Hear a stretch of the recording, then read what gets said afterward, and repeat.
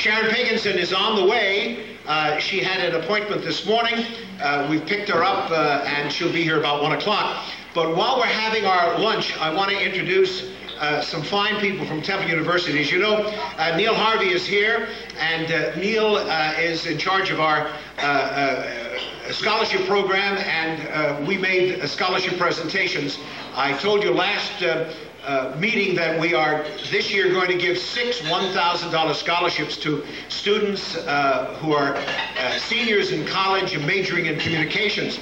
And I want to introduce, if I may, and thank her for bringing a good many of her staff with her for this little presentation. We're talking about the Dean of the School of Communications and Theater at Temple University, Dean Conchetta Stewart.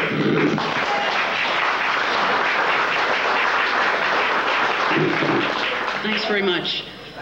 We're all happy to be here today. In fact, there's 2 tables worth of Temple folks, although I know there's many more of you in the room, Jerry, for example, and then Sharon, who's going to be honored today. So, as we like to say, Temple owls are everywhere. But let me get to the business of today.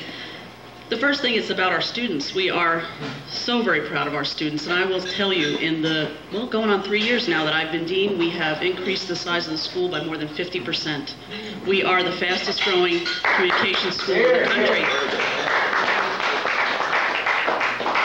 We are also the largest communications school in the region, numbering over 3,300 students, so that's pretty sizable. We encompass, as many of you know, radio, television, film, theater, public relations, advertising, journalism.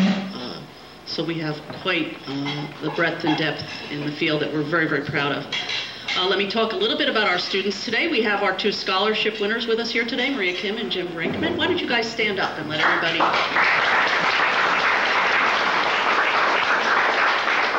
We also have one of our up-and-coming stars, and I'll blame him for something else later, but Joe Capasso's with us, and you might know his voice from WRTI. He does a jazz program. Our students are really what keep us active, keep us ahead of the curve. They remind us, like I say about my children, they let me have the job. They remind me what I have to do on a regular basis, so they're the best bosses that I have. But I also wanted to acknowledge our faculty and staff, who, without which we couldn't keep this place going. First is Gordon Gray, our emeritus faculty member. As he likes to say, he was the first and the last chair of RTF, but the most memorable. We also have with us today Betsy Lebron from the faculty, Rob Stoller, Sharon Eisenhower, also big friends of ours. We have Rick Beardsley and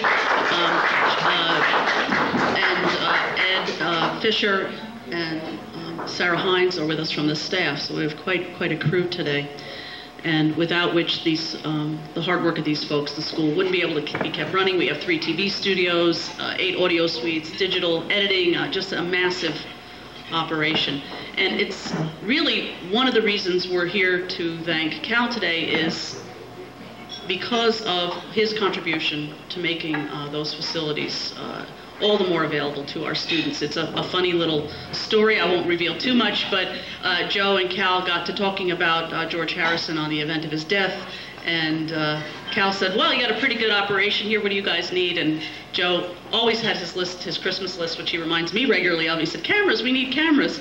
And so Cal made a very generous gift, of which we bought 2 field cameras. And so I'm going to ask Dr. Betsy Lebron, the chair of the broadcasting department, to come on up, and Cal, and we'd like to present a plaque today. Yes, Cal! It reads, with the big Temple T, presented to Cal Rudman in appreciation for outstanding loyalty and devotion to this organization, the School of Communications and Theater, 2002. Thank you, Cal. Thank you.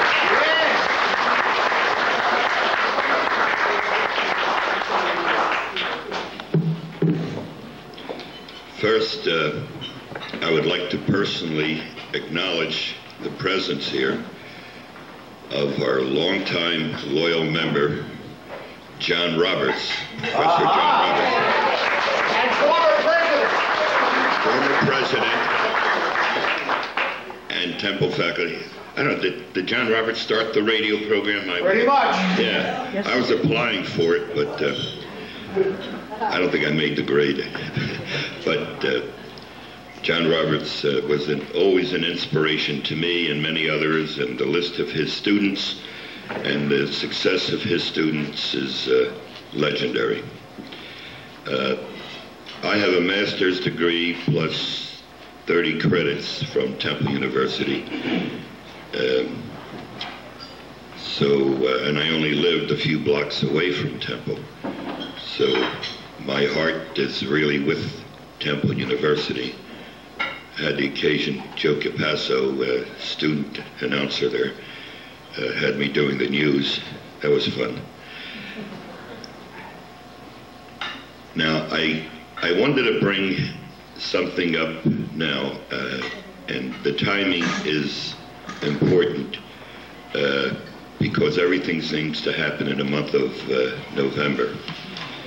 And it's not really true that there's a lot of politics in radio broadcasting, is there? And Pat Delsey and I always had a saying back in the 1950s, in our business, the game is always the same, only the names change. So I'm going to be candid with you and give you the ins and outs, because the weather-beaten faces I see here, you've all seen it all, done it all, and experienced it all as I have. I mean, if you haven't been fired 6 times, you haven't been in a business. So I wanted you to mark this date, November 12th, which is but yeah, I wanted to give you the date, November 12th, which is a luncheon. Now, for 9 years, the March of Dimes, in cooperation with 19 radio stations in Philadelphia, have been conducting the AIR Awards, Achievement in Radio. And if I asked you to raise your hand how many never heard of it, might get quite a few hands. In my opinion, there's been a heavy lack of credibility, unfairness, and so on.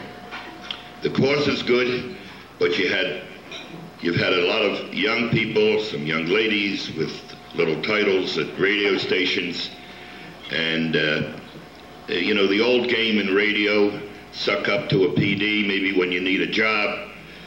They'll remember that you voted for them. And the awards and the organization has had no relevance to me, and probably very little relevance to most of you, which does not make that a good thing, because if done properly, since it represents the 19 radio stations in this market, if it were done properly, then it could be a tremendous thing and get tremendous media attention, especially when you have Sam Bushman around. So they finally came. I wouldn't support it. I wouldn't deal with it. Just 1 year, I invited a bunch of lady broadcasters and saw what it was, and that was it. And they call and cry and plead and beg and so on. And I said, no way, Jose. Well, they came to me finally. Some of them saw the light. Paul Perillo, the news announcer, Emily Elfenbein, a couple of real pros, a subcommittee, Tony Harris of KYW and now Magic. And they said, we want to start this award, if you would sponsor it, of milestone in radio here in Philadelphia. So I prepared an initial list of whom I thought should be honored. And the first name I put up, every member of the list was accepted. The committee just had a vote. And I will tell you, is my dear friend, we've been on the air since the 50s, Bill Weber, our president. I don't know how many awards Bill has gotten in radio, But for him to be now finally recognized by the 19 stations and the Air Awards for an incredible career and work for charity and telethons, I think it's a wonderful thing. And we certainly hope to get big media. Also have the name Joe Niagara, Sid Mark. Now they're honoring Harry Callis, and Don Tollefson is the MC, and I brought up the name Bill Campbell, who's still kicking butt on KYW radio, and a couple of other big names. So I'll cut to the chase and let you know the person to call. Her name is from the March of Dimes is Dina. The number is 610-945-6050. 610 area 945-6050. Now let me get into a couple of other political things. You notice you didn't hear the name Ed Hurst. See, I like to address these things. Yeah, I know you want to eat, but just let me tell you this. Next year is Ed Hurst's 60th anniversary. We're going to do a whole to-do. And Bill Weber has his 50th, right, coming up. And the next time I talk to you, I'll talk about honoring women, like such as Marge Whiting, our own Marge Whiting. Thank you. Whoa! All right, Cal, thanks. Thanks for your attention, everyone. And I also want to just briefly let you know we have a wonderful event coming up in December where we're going to honor Roy Shapiro. It's named after our dear Lou Klein, the Lou Klein alumni in the media events at Temple. December what, Ed? 9th. So we'd like to see as many of you there as possible. Thanks, everyone. Thank you very much. Thank you all. Thank you, Dean Stewart. I appreciate it. You know, Cal Rudman, his philanthropic organization has given a lot of monies to a lot of great organizations. Cal made a $10,000 pledge to Temple University in order to buy these 2 cameras, and we thank Cal for being with us this afternoon. Neil Harvey is here, and Neil's in charge of our communications. Very quickly, Neil, you want to introduce your guest? Right from there. Do it right from there, from where you're standing, Neil. You have my script. I was about to eliminate your script, Neil. I'd like to introduce Alexander Ovechkin. He was an outstanding finalist in our last annual Broadcast Pioneers Scholarship Competition. Alexander's an international student from Russia, attending Temple University, majoring in broadcasting. Stand up, Alexander. There he is. He learned English all by himself, was awarded a grant to attend 1 year of high school in the United States, later won a full tuition undergraduate scholarship based on outstanding academic and extracurricular performance in high school. He's bright, creative, dependable, extremely strong student who possesses a great deal of intellectual curiosity and excellent communication skill. Alexander Ovechkin. Thank you very much, Neil. Thank you, one and all. Listen, you please continue to eat. How many Temple graduates are there in the building here? Can I see a hand of people who went to or attended Temple? So you can see all the Temple people who are here. Miss Lebron is here. And Bob Craig's wife from WPN is with Temple, so WPN is well associated. My son graduated cum laude from the John Roberts radio television film, so we all have Temple blood in us, and we're glad to have Lou Klein and all the Temple people with us. Enjoy your meal. Sharon will be here after we eat, and she'll tell us how she got all those films and all those TV shows here to Philadelphia. Thank you. I promised that we'd be finished by 2 o'clock, so she has other things to do. We are very, very blessed to have Ms. Pinkenson with us this afternoon. As you know, she is really one of the movers and the shakers here in the Philadelphia area. The Philadelphia Film Department's main objective, I would imagine, is to bring income into the Delaware Valley. and she certainly has done that. No question about it. Her association with Mr. Shemayan and with several, the Bruce Willis film, and with Signs, and every time you turn around there's another, the Jersey Girl. I mean, every time you look, there's another motion picture being done in Philadelphia, which brings a tremendous amount of money into our area. Now, the residuals, of course, would be, hopefully it makes Philadelphia look good.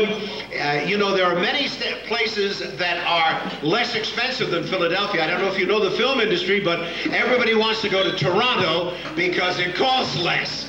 But here is a lady who's not only able to persuade people, producers and directors, to come to Philadelphia and to spend their money here, but also she's able to convince people that we are amenable to shooting on the streets of Philadelphia. I read an article where they needed, for Hack, as you know, I hope you all watch Hack. You get to see as many great local scenes as possible. It's a great, great series. It's done very well, by the way, as far as ratings are concerned so far, although it's a very short season. It's been on, what, three weeks. But it's all shot in Philadelphia, and one article said they needed a couple of ambulances, and they called Sharon, the producers, and in 15 minutes the ambulances were there. She has connections with the police, with everybody concerned to make sure that these producers get what they want. Now, they come into town, they buy hotel rooms, they buy dinners at our local restaurants, they spend a ton of money. The producer of Hack is quoted as saying that he will put in the first season of that television series $40 million in the Philadelphia market. So we're talking big time. And at the same time, it hopefully makes Philadelphia look good. So without any further ado, I'd like to introduce a Temple graduate. That's a little strange in this area, isn't it? Everybody's a Temple graduate. A lady who was born and raised in Philadelphia, Sharon Pinkenson, who's in charge of bringing all those films and television to Philadelphia. She's going to speak and then she'll open it up for questions. Oh my goodness, I'd never thought that I was going to see all of my heroes here today. This is just fantastic. Wait, I'm dropping things. I'm so nervous. It's just, I really, you know, I knew broadcast pioneers. I wasn't sure exactly who was going to be here today, but I must tell you, in this absolutely awful weather, I am so honored to have all of you come to hear me speak. And what an enthusiastic crowd. I mean, to talk to a bunch of broadcasters, it's quite intimidating for me to do that, but this is really remarkable. Yes, Bill, I am a lifelong Philadelphian. And yes, I'm a Temple graduate. I have, in fact, my husband and I are both Temple graduates. In fact, I went to Girls High, so I spent a good part of my life up and back down Broad Street. So I know it well. I'm also a resident of Center City. I've been a resident of Center City since 1964. It's a long time. Junior high school? Yes. And so, no, so I'm really happy to be here. You are my people, after all. So thank you for inviting me. I want to start out by taking a personal privilege and congratulating Cal Rudman. Cal, I am very sorry that I missed. Yes. Cal is clearly one of my heroes, and so thank you to Dean Stewart, and I wish I'd been here to see you being honored. But I know, Cal, that you're willing to tell me every single detail about it.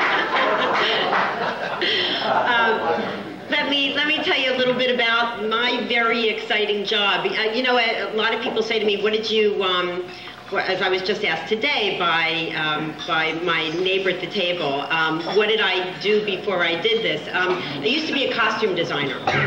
And for 8 years, I was a costume designer. I did television commercials and movies when they came to town, which wasn't very often.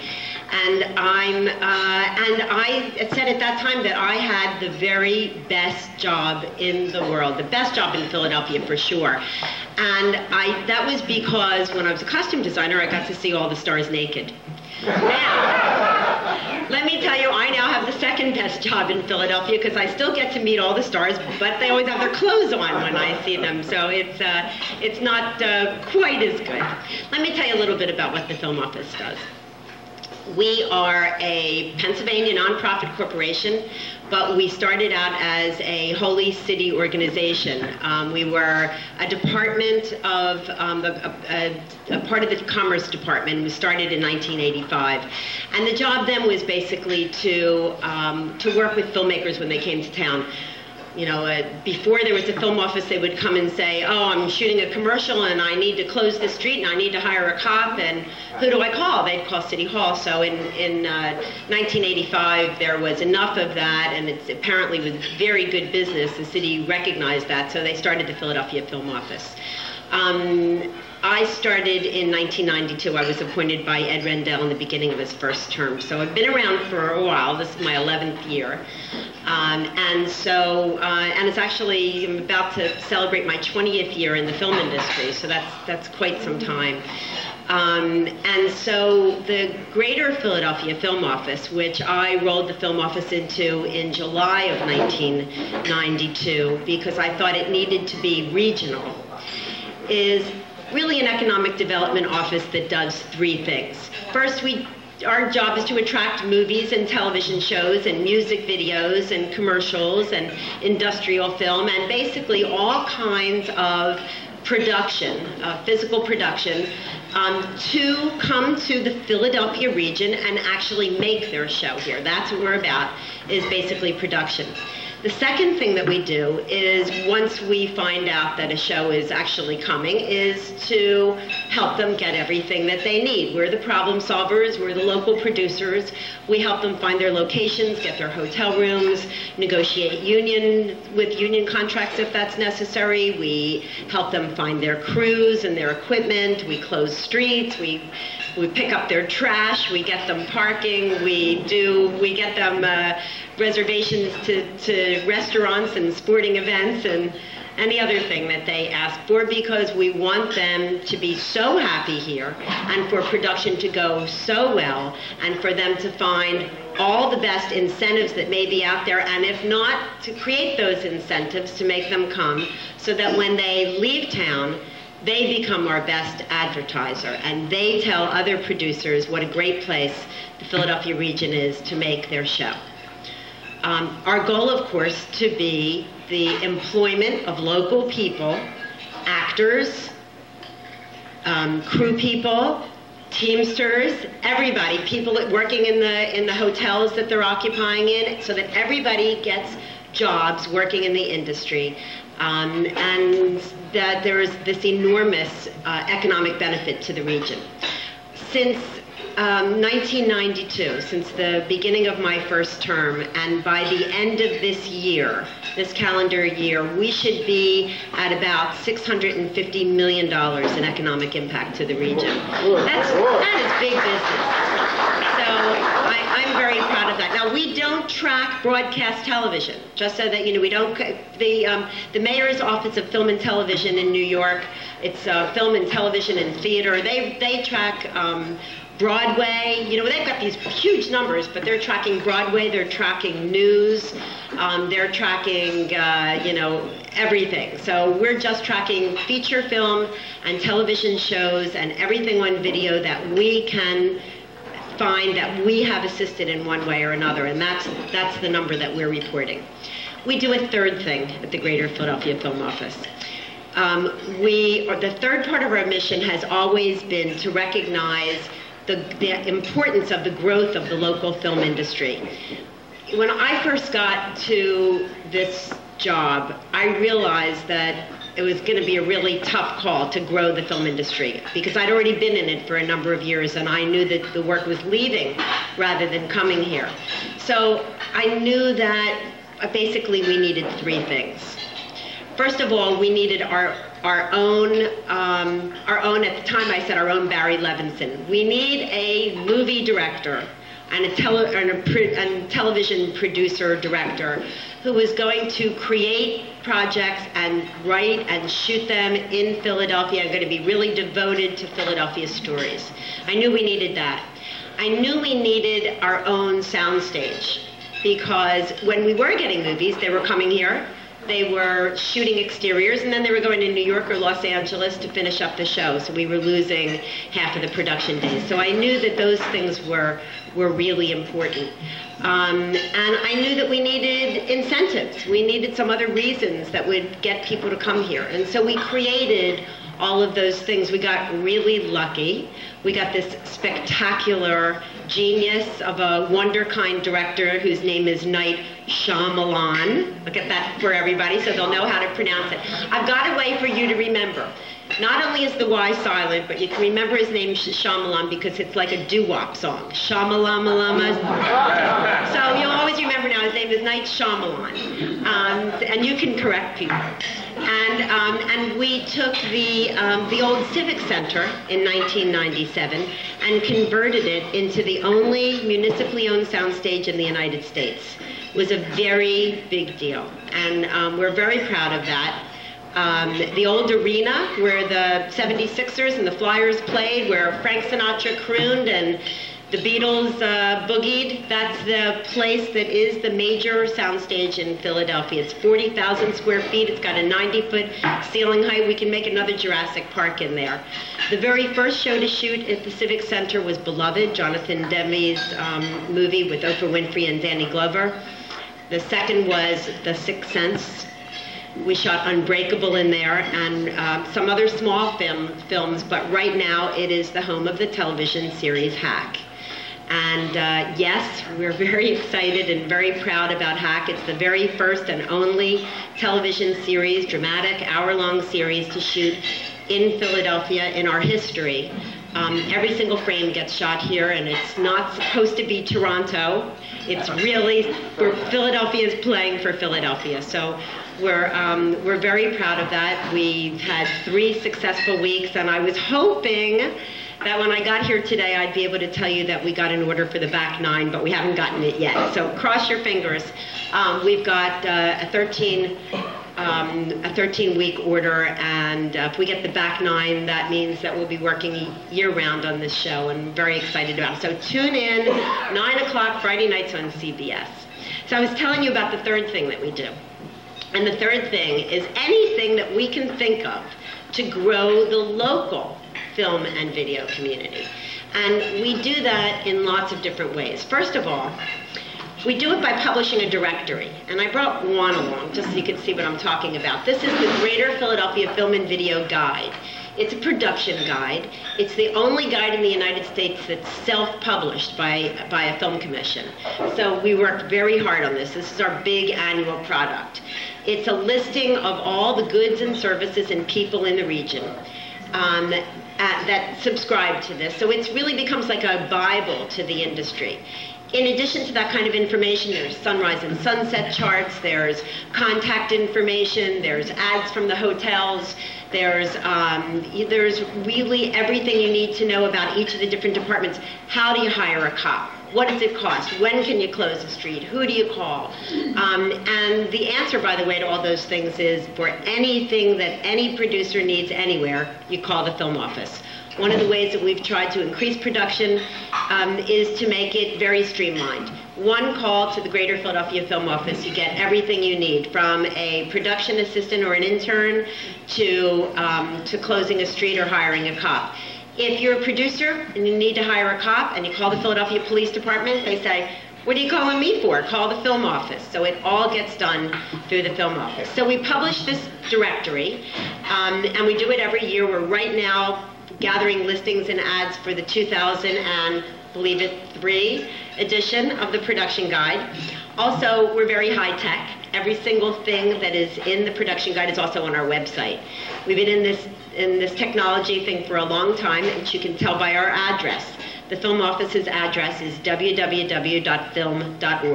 Not Philadelphia, not anything, it's just film.org. So check out our website where you will find everything that is in the production guide, everything.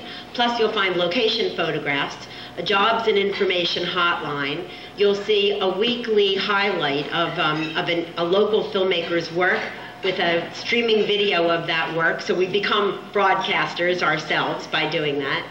And you will find seminars, a calendar, everything that you can think of. And if there's anything on there that we haven't thought of, we welcome your observations. Please tell us your suggestions and we'll add it. The website gets it updated every single day. We have an internship program, which is very, very popular, and therefore is only open to college students who can get college credit for their work at the film office.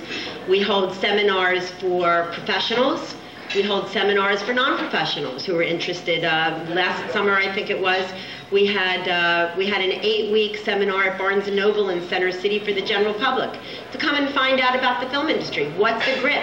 How do I get my house into the movies? How do I become an extra in a show? All those questions were answered in different panels that we provided over an 8-week period of time. So we even offer an insurance program. As you know, most people in our industry are freelancers, and therefore they're not eligible for health insurance.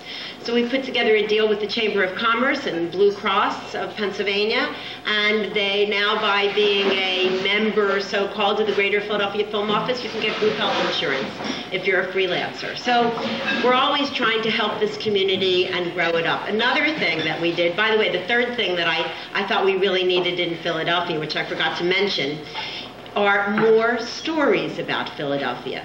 More great stories on the printed page so that we could make more movies. I realized that I could bang my head against the wall hoping that they would use us for Chicago or Toronto or New York, but we had a much better shot of making Philadelphia movies and TV shows if we had more screenplays about it. So we started the Set in Philadelphia screenplay competition. Last year we really grew that. It's been around since '93. But last year we really grew that competition significantly, and the top prize is now a $10,000 cash prize to the best Set in Philadelphia screenplay written by anybody. There's also, on top of that, a $2,500 top prize to the best Set in Philadelphia screenplay written by somebody who lives in the 5 counties. And a $1,000 prize just for the best Set in Philadelphia screenplay written by a screenwriter 21 or under. Now, it's entirely possible for one person to win all 3 prizes. You can be under 21, living in the 5 counties, and having written the best screenplay. Last year, the best screenplay was written by Hal Borden, a Philadelphia lawyer, and he won the top 2 prizes. In addition to getting the 12-5, he gets a 3-day, all-expense-paid trip to LA to meet with the top celebrity finalist judges that all have ties to Philadelphia.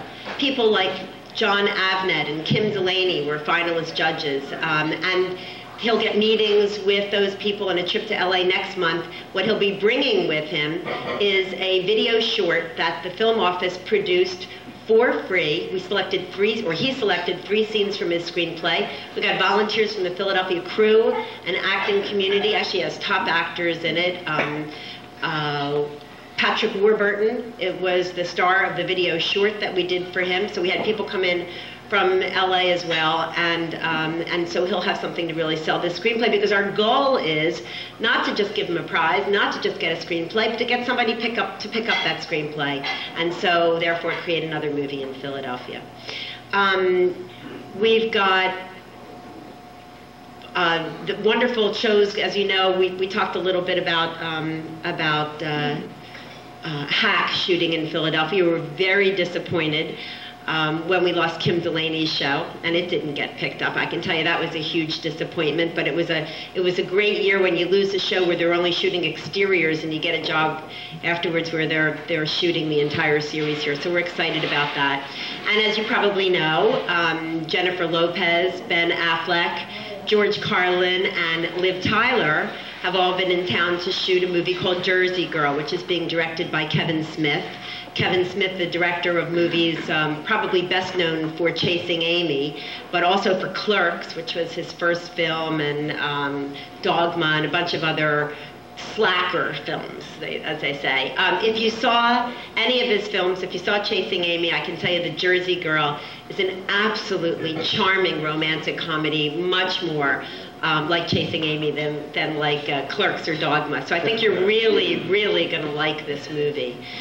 The Jersey Girl, by the way, is not Jennifer Lopez. Jennifer Lopez plays the Jersey Girl's mother. So there's a little girl who's the Jersey Girl, and we're shooting this movie in Philadelphia as well as in South Jersey. And South Jersey we consider to be our region because we represent all the people and all the businesses who consider Philadelphia home, who, when they work on a film or television show, actually sleep in their own bed at night. And that's how we judge the broader range of who we represent.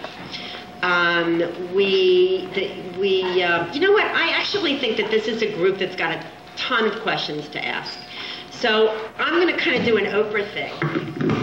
What do you think? And go around and talk to all of you. I don't know how far you can go with that. Well, I think you're right. Is it working here? I didn't unplug it. Okay. I think I can go pretty far. Okay. Let's get some questions. I saw one all the way in the back already. Let's start with that one. How do you get a copy of that delightful book that you have in your hand? Well, thank you for asking. Actually, the production guide is available at the film office. You can call us. You can go online and order it directly online. One of the things that I brought with me today, and by the way, I've got one right here, is a little brochure, an easy thing for you to take a look at that tells you all the things that we do at the film office. It has the phone numbers, so all of our names. It has all of our email and website information, all the top movies and television shows that we made. And there's, I think, enough for everybody here. So as you leave, if you want to grab one of those, please do, or maybe we can get somebody to hand them out. But since I didn't get here before you started. So please go online and order one or give us a call. We'd be glad to send it out to you. Yes, Bill. My daughter-in-law lives in Upper Gwynedd, and she bumped into David Moore shopping at Freshfields. What's his connection with Philadelphia? David lives here, Chestnut Hill, Mount Airy section, Germantown, Chestnut Hill, somewhere in there. And his wife is from Philadelphia. He lived in LA and he came back here knowing it was a much better place to live. So he's very, very devoted to family. He's a very sensitive guy, very devoted to family, very committed to staying in Philadelphia. I can tell you that the stories that have been published about David being single-handedly responsible for hack shooting in Philadelphia are true. Les Moonves, head of CBS, his favorite actor is David Morrison. He'd been trying for years to get him to go into another television series. David said, well, maybe, and so they kept sending him scripts. And when he got the script for Hack, he said, I really like this script, and I would do it. The only problem is it's set in New York. If you change the script, change the whole story, and reset it in Philadelphia, I'll make it. And that's how we got Hack. So thank you, David. Thank you, David. Sharon, your job is monumental. What kind of staff do you have? How many people work with you?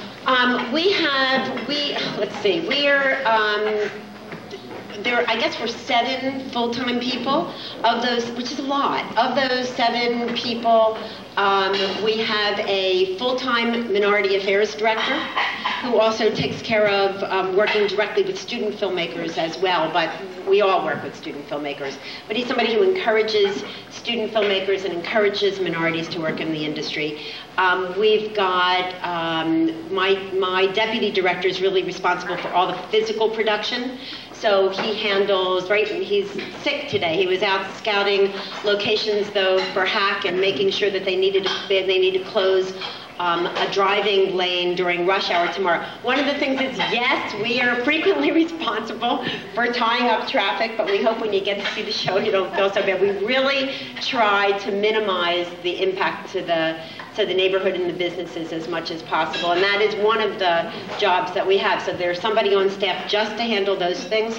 There is a director for the filmmakers program.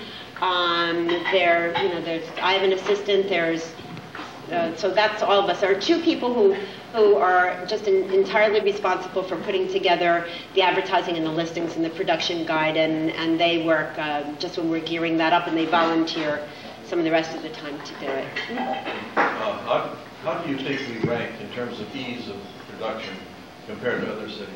I'm glad you asked that, because I think, people will say, where does the film office rank in terms of how many films are filmed here? I can tell you we spend the least amount on advertising, but we are the easiest city in America. I would absolutely put us up against anybody, and any producer that's ever shot here will tell you the same thing. This is the most cooperative, the easiest place to shoot in, and it's because, as I said, we don't spend money on advertising, we spend money on our reputation. We make sure that we deliver everything that we promise. And so I'd say that producers who have shot elsewhere are amazed that it's like having a whole staff on board for free, because we don't charge anything for any of our services, and there are no permits for shooting on the streets of Philadelphia, as I'm sure many of you know. The only time you need a permit is if you're closing a street or stopping or changing traffic patterns, or if you're working in Fairmount Park, you need a permit, but there's no fee for that permit, or if you're working in National Park Service. Wish I could control National Park Service, but unfortunately I can't. Relationships with unions? Great relationship with the unions. And police? And, well, police. We work hand in hand with the police every day. They are our partners. Has Steven Spielberg ever shown any interest in producing anything in this area? Because I understand he's from Haddonfield, New Jersey. I've not heard that. If you're friends with him, tell him. No. So actually, I shouldn't really say that. No, actually, that's not really true. We almost got a piece of Amistad when he was doing Amistad, because of the period nature. We were able to do, some very old locations in Philadelphia. Obviously, one of our important assets is the fact that we can cover every period in our country's history in Philadelphia, and also because we had the Gazella, which is a ship that we thought we'd be able to use, but it really actually isn't old enough. But as it turned out, it didn't work out. But that was the closest we got to working on a Spielberg film. Sharon, first of all, very modest about how you started this, because I knew when you started at a desk in a cubby hole and really worked for nothing until you were actually appointed a film officer. You still really worked for nothing. So she went through hell trying to get even herself into getting people to come in, and I think using some of your own money, if I remember. Well, I don't know about that. I didn't have any money to use, but no, actually, I was one of those lucky people who was appointed by Ed Rendell when the city didn't have any money, so I got appointed from the business community to run the Philadelphia Film Office. I was the acting director of the Philadelphia Film Office, and there was no money in the budget, and basically Ed said, go, raise your own money. And I said, God, I have a kid leaving for college in the fall, and, I'm a single parent. I don't know how I'm going to do that. I said, but I'll give it 60 days. And if I can't raise enough money for my own salary in 60 days, I got to go take a commercial, and maybe I'll be back. And on the 64th day, I raised enough money to get us through to July 1st, and then we became part of Greater Philadelphia First. So. Well, also to let you know that everybody here, through her website, I've already gotten 2 parts in the movie. While I was on Philly, and the second one still isn't out yet. I got a close-up. I'm waiting to see if I'm on screen, and it's Mark. Now, I know it was a Cannes film delight. Everybody loved it. We have not seen it in Philadelphia. It's almost 2 years. Yeah. 2 years May. Yeah, well, it was in the film festival. Right, but it was not, hasn't hit the market. No, I think, though, that they got distribution. I think that they just picked up distribution in the last 6 weeks. They got a distributor, so I don't know what the plans are for rolling it out yet. And I got close up. We're hoping to see it one day. I will all look for you. Yes. Sharon, have you made any attempt to increase the number of houses in Philadelphia that will show some of the very good movies that you have to travel 90 miles in order to see? Which? New York. Well, Can you do anything? Can you influence any of that here?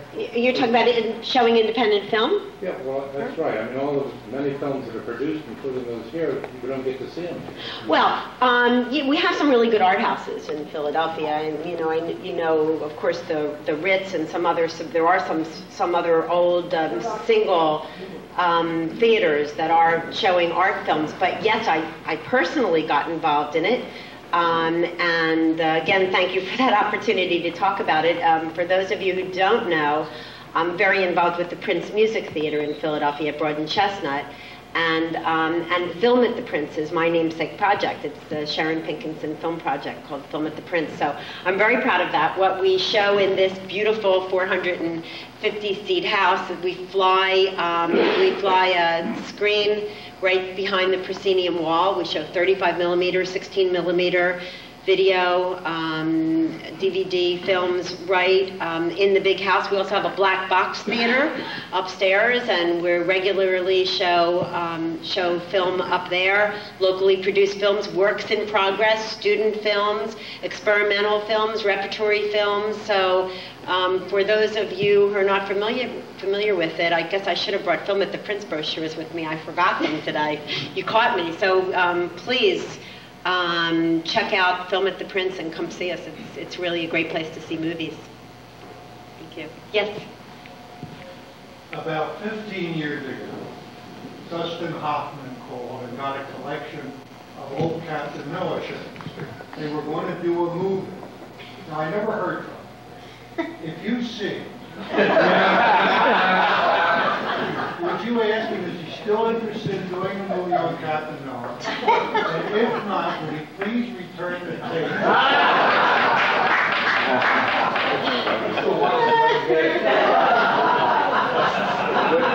See me afterwards. Carter, they did it, but they called it American Dreams and used bandstand. In Toronto. Right.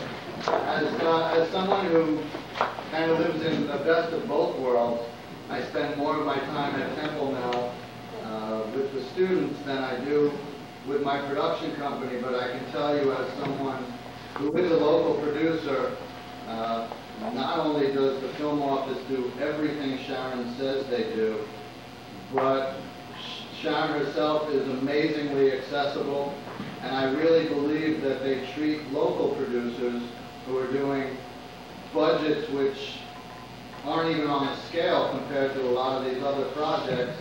I think the film office gives local people the same attention they do Hollywood producers, per se. That's the feeling I've gotten as someone who's used their services many times, always with just great response and great results. Here, here. When you tell your brother to go home. That's the best comment that we can have, because that's our goal. We're interested in the local community because we know them, they know us. Our mission, our greatest mission, is for the local filmmakers to be able to get their work seen and for them to gain fame and to stay in Philadelphia and grow this industry here. So thank you. I'm glad you feel that way. Any more questions? Sharon, what would be the proper channels to go through for extra casting in act? If you go on our website, film.org, there's a jobs and information hotline. It's in the filmmakers section. It's divided up into different sections. So click on filmmakers, which is they're all the different activities and programs that we have for the local community. So you go on filmmakers, there's a jobs and information hotline, there's casting, there's crew listings, there's internships and regular jobs, staff jobs on there. So check on the hotline for casting, and it changes every single minute that we get some more information. It goes right up on the website. Last question, Les Watts. Sharon, I have a two-part question. The first part is, do you ever have a bad hair day? The second question is, are you glad I asked that question? Well, let me answer the first part first. No.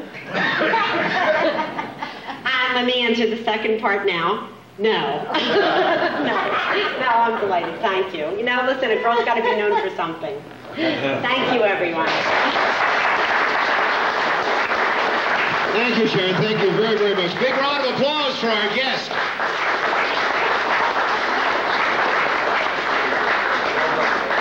You better believe those who didn't come this afternoon lost a great, great luncheon. I want to thank you all for coming. Don't forget, if you want to be at our presentation November 22nd, you better talk to Shirley Morris or Marie or somebody real soon, because we are very rapidly running out of space. Thank you all. We'll see you on November 22nd.